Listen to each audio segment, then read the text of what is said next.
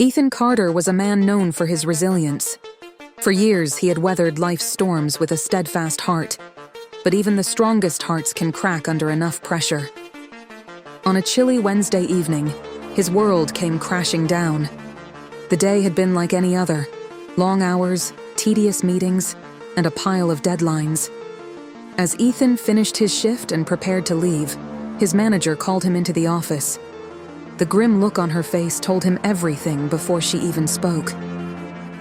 "Ethan, I'm sorry. The company is downsizing, and your position is being eliminated." Her words landed like blows, each one heavier than the last. Ethan's ears rang as the rest of her explanation faded into background noise. He nodded mechanically, gathered his belongings, and left the office that had once felt like a second home. The brisk air outside bit at his face as he stepped into the city's evening chaos. The streets were alive with commuters, but Ethan felt utterly alone. He boarded the crowded subway, clutching a cardboard box filled with the remnants of his career. The hum of conversation and the screech of metal against metal filled the air. But inside, Ethan felt only silence. Questions swirled in his mind, each more relentless than the last. How will I pay my rent? What will I tell my family? Will I ever recover from this?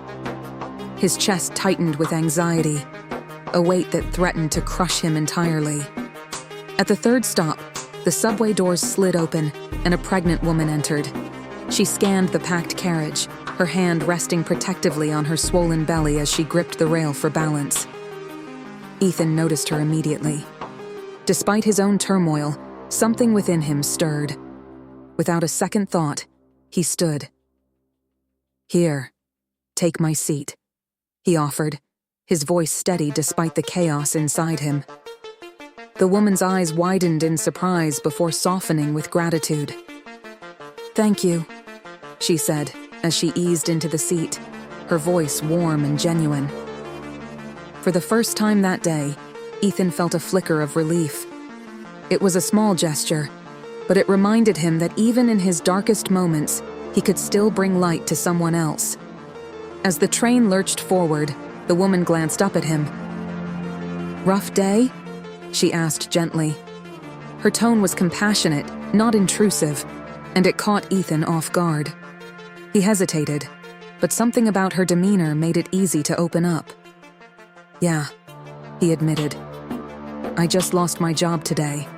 After years of hard work, they decided to downsize, and I was one of the ones let go." The words tumbled out before he could stop them, carrying with them the weight of his frustration and sorrow. The woman, whose name he would soon learn was Grace Bennett, listened intently.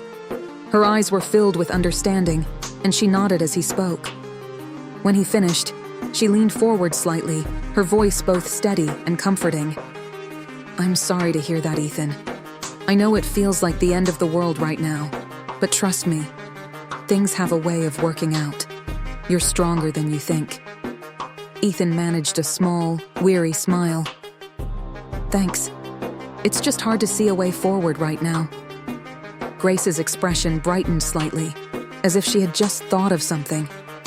Reaching into her bag, she pulled out a business card and handed it to him. "My husband's company is hiring. I'll talk to him tonight and tell him about you. He's always looking for hardworking people." Ethan stared at the card in disbelief. Could this really be happening? "Are you sure?" he asked, his voice thick with emotion. Grace nodded firmly. "Absolutely. Everyone deserves a little help when they're down. Good luck, Ethan. You'll get through this." As the train pulled into the next station, Grace stood, giving him one last encouraging smile before stepping off. Ethan remained rooted to the spot, clutching the card as if it were a lifeline. For the first time in days, he felt something other than despair. He felt hope. Over the next few days, that hope became his anchor. Ethan threw himself into preparing for the opportunity Grace had given him. He updated his resume, listed his skills, and practiced his introduction in front of the mirror. With each passing hour, he began to imagine a future where things might actually turn around. 3 days later, Ethan stood outside a sleek office building, the address printed on Grace's card. His palms were sweaty, and his heart raced, but he took a deep breath and walked inside. The receptionist greeted him with a warm smile, and moments later, he was ushered into the office of Mark Bennett, Grace's husband. The interview was nerve-wracking, but Ethan's determination shone through. As he answered questions about his experience and work ethic, Mark mentioned something that made Ethan's heart swell. "Grace spoke very highly of you," he said. "She said you're someone who doesn't give up, even when life gets tough. We value people like that here." Ethan walked out of the office feeling cautiously optimistic. 2 days later, his phone buzzed with a call from Mark's company. He had gotten the job. The news left him speechless. After weeks of uncertainty and despair, his life was finally turning around. As he walked home that evening, Ethan couldn't stop smiling. The world, once so gray and oppressive, now seemed full of possibilities. But his journey didn't end there. Inspired by Grace's kindness, Ethan decided to pay it forward. He began volunteering at a local community center, sharing his story with others who were struggling. He spoke to groups of unemployed individuals, offering them encouragement and practical advice. "Even when things seem hopeless," he would tell them, "there's always a way forward. And sometimes, help comes from the most unexpected places." Ethan's life continued to transform. His new job became a stepping stone to an even more fulfilling career, but it was the connections he made through his volunteer work that truly changed him. He realized that his purpose wasn't just about personal success, it was about lifting others up.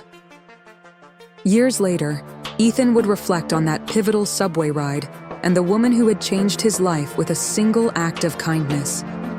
Grace's generosity had reminded him of the power of human connection, and it was a lesson he carried with him every day. One evening, as he sat at his desk writing a speech for an upcoming charity event, Ethan received an unexpected message. It was from Grace. "Hi, Ethan," it read. "Just wanted to check in and see how you're doing. Mark told me you've been doing amazing things."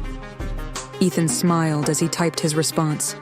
"I'm doing great, Grace, and it's all thanks to you. Your kindness changed my life, and I'm trying to do the same for others." That night, Ethan's heart was full. He knew that life would always have its ups and downs, but he also knew that even the smallest act of kindness could create ripples that touched countless lives. And in the end, that's what mattered most. Dear friends, if Ethan's story has touched your heart, please like this video and subscribe for more stories that will inspire and move you. Remember, kindness is a ripple. It starts small, but can spread farther than we can ever imagine. Let's all strive to be like Grace and Ethan, changing the world one act of kindness at a time.